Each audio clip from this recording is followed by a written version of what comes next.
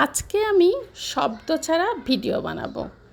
আসসালামু আলাইকুম, কেমন আছেন সবাই? আশা করছি আল্লাহর রহমতে পরিবারের সবাইকে নিয়ে ভালো আছেন, সুস্থ আছেন। আমিও আলহামদুলিল্লাহ আমার পরিবারের সবাইকে নিয়ে সুস্থ আছি, ভালো আছি। তো কেন বললাম যে আজকে আমি কোনো শব্দ ছাড়া ভিডিও বানাবো? কারণ আমার খাবারে শব্দ হয়, আপনারা সব সময় আমাকে জানান যে আমার খাবারে শব্দ হয়, শুনতে ভালো লাগে না। তো সেই জন্য আপনারাই তো আমার ভিডিও দেখেন, আপনাদের জন্যই তো আমি ভিডিও বানাই। তো আপনাদের কাছে যেটা ভালো লাগে না, যেটা ভালো লাগে সেটাও তো আমার মাথায় রাখতে হয়। তো আজকে সেই জন্য আমি কোনো শব্দ ছাড়া ভিডিও বানিয়ে দেখলাম যে আপনাদের কাছে কেমন লাগে। আপনারা ভিডিওটা দেখবেন এবং আমাকে জানাবেন যে শব্দ ছাড়া ভিডিওটা কেমন লেগেছে। তো আজকে অবশ্য আমি ভাত না, খিচুড়ি খাচ্ছি। খুবই ইচ্ছা করছিল আজ কটা দিন ধরে খিচুড়ি খাবো খিচুড়ি খাবো, মনটা খুবই খিচুড়ি খিচুড়ি করছিল। আসলে বৃষ্টি হোক বা গরম পড়ুক, ঠান্ডা পড়ুক, যাই হোক না কেন, এটা কোনো বিষয় না, বিষয় খিচুড়ি খেতে ইচ্ছা করছে। খিচুড়ি, আমরা বাঙালি, খিচুড়ির কথা মনে পড়লে তার কিছুই মনে থাকে না, ব্যাপারটা এরকম।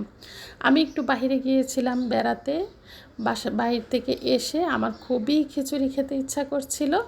তো সেই জন্য ভাবলাম বাসায় যেহেতু একটু গরুর মাংসও রান্না আছে, অল্প পরিমাণেই ছিল, তো ভাবলাম যে খিচুড়িটাও রান্না করে ফেলি।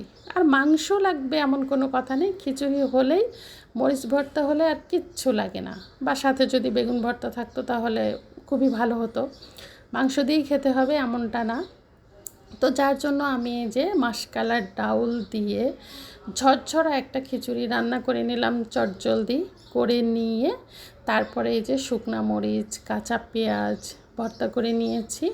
আর ওই যে বললাম একটু মাংস রান্না ছিল, সেটাও সাথে নিয়ে নিয়েছি, একটু শসা কেটে নিয়েছি, ব্যাস নিয়ে সুন্দর করে মজা করে খাচ্ছি।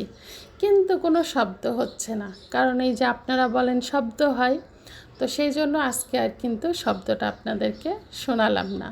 তো আপনারা আমাকে জানাবেন শব্দ ছাড়া কেমন লেগেছিল ভিডিওটা। তো যাই হোক, আমি খেতে থাকি। সবাই ভালো থাকবেন, সুস্থ থাকবেন। দেখা হবে পরবর্তী অন্য কোনো ভিডিওতে।